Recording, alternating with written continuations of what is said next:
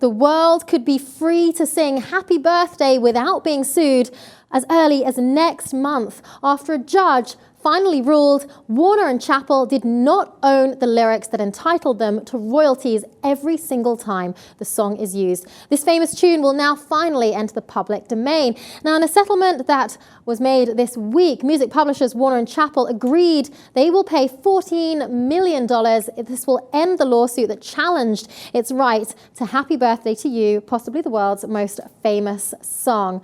Many people even didn't realize until this lawsuit came to light in recent months that everyone was in breach, or so they thought, of this contract, of these royalties, of these rights that Warner and Chappell said they owned. So if the song was used in a film, in a TV series of any kind, people had to pay. Walt Disney paid $5,000 to use it in a parade for Martin Luther King, celebrating his birthday.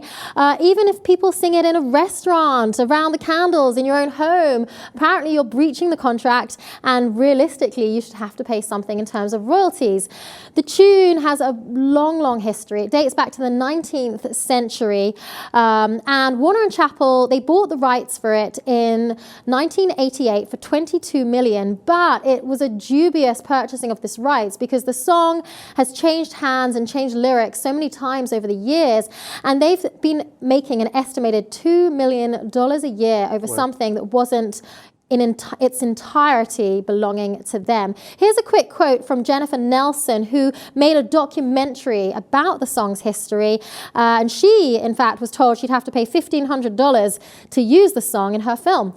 Well, she said, "We revealed a dark side to the happy tune. It's a song that everyone's familiar with and grew up with, but nobody knew that this song was copyrighted and you had to pay a license for that. The fact that it was illegally and wrongfully in the clutches of Warner and Chappell really outraged people. Now we've been able to rectify that situation, so it's really gratifying." Great. So can I sing it now? You can sing it. Well, no, next month. Else we'll have to pay. Oh, we have to wait for them to actually pay up the $14 million for it all to be there, finalized. Joe. Otherwise, incidentally, just a little bit of background information on the song's history for those that don't know. 1859, Mildred Hill was born. She was the co-composer of the song, but originally it was called Good Morning to All. So same tune, different words. I'm sure you can all sing it at home. Then in later years, Mildred and Patty Hill, they actually worked on the words, the Good Morning to All words. It changed hands so many times. There was a series of acquisitions. And then in 1988, Warner Music became owners of it. They started benefiting from it for around $2 million a year. But given the fact that the original lyrics that they bought into were not the same as the Happy Birthday lyrics that we all sing, that Marilyn Monroe famously sung, they were taking all this money that wasn't necessarily really belonging to them. And that $14 million is going to go in recompense to those people that paid out the license fees unwittingly or needlessly. Presumably so. Yeah. Right, and some of that's going, I think the legal fees for this is something around $4.5 million.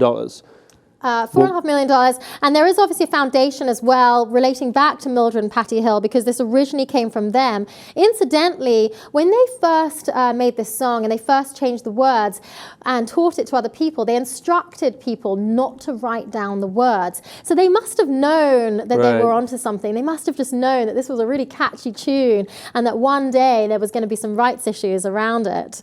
So anyway, happy birthday to you. A little bit of background information that you may not have known. That was originally Good Morning to All. Well, in about a month from now, we'll all be able to sing it without having to pay anyone.